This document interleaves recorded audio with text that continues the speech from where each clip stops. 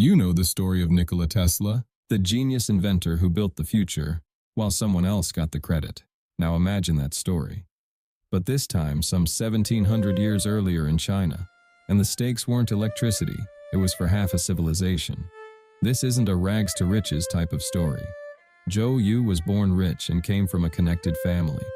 Father was basically the mayor of the province. But this is where it's rare. He wasn't just another privileged kid who coasted on his family name. He was genuinely brilliant and went on to establish his fame very early on. Picture this, two young men, barely 20 years old.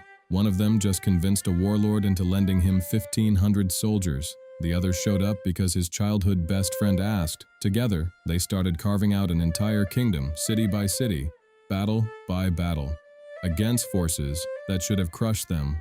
Sun Tzu, they called him the Little Conqueror. He earned it, and Zhou Yu's brilliance was the reason he could.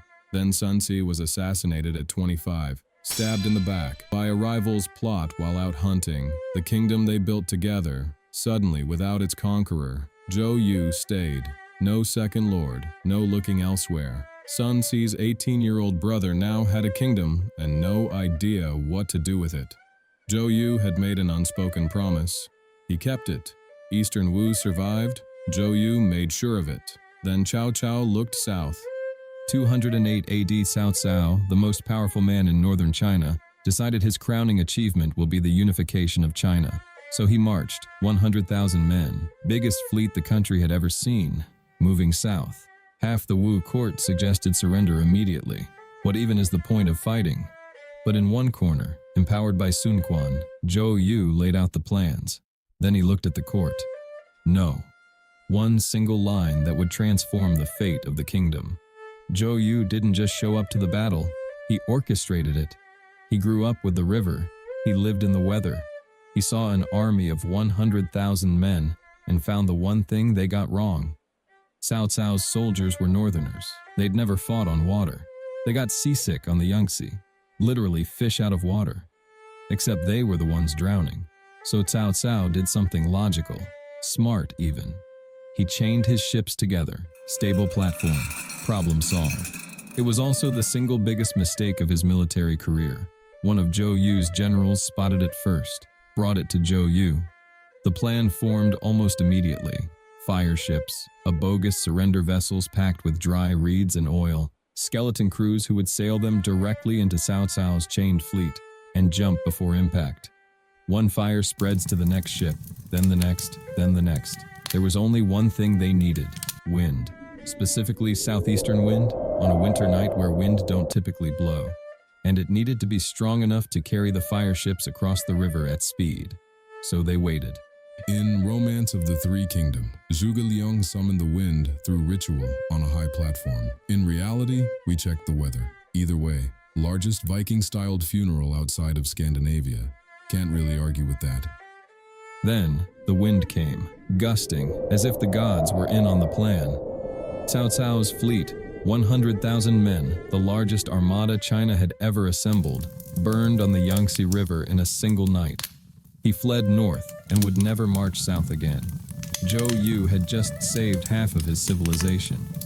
Not with brute force and most definitely outnumbered, but with the kind of thinking that connects what everyone else misses and builds a strategy nobody else considered. That's what he invented. Not electricity, not a machine. A way to win an existential battle nobody thought could be won. And then, quietly, something shifted. Zhou Yu kept planning. His biggest idea was to invade Yi province, unify China from the south. He never got to launch it. 210 AD, only 2 years after Red Cliffs. He fell ill mid-March and was dead within days. His last act? Recommending his successor to Sun Quan. Even at the end, thinking about the kingdom before himself. 20 years later, Sun Quan declared himself emperor, stood before his court, at the height of everything Zhou Yu had helped make possible, and said quietly, "I wouldn't be here today without Zhou Gongjin." Zhou Gongjin, his personal name for Zhou Yu, the same name his brother Sun Ce had used. The name you use for someone who was never just a general to you. He knew what Zhou Yu had built, he always knew. The legends just decided a different narrative was more interesting. Zhou Yu was the Tesla of ancient China. Built the thing that changed everything, solved the problem nobody else thought possible, and watched a different name get attached to his greatest moment. Not because he failed, not because someone took it, just because sometimes that's how stories work. They don't always remember the right person. They remember the better story. Zhou Yu built the better battle. History just told the better story about someone else. To be fair, Zhuge Liang's version did have a wizard summoning wind. Can't really compete with that.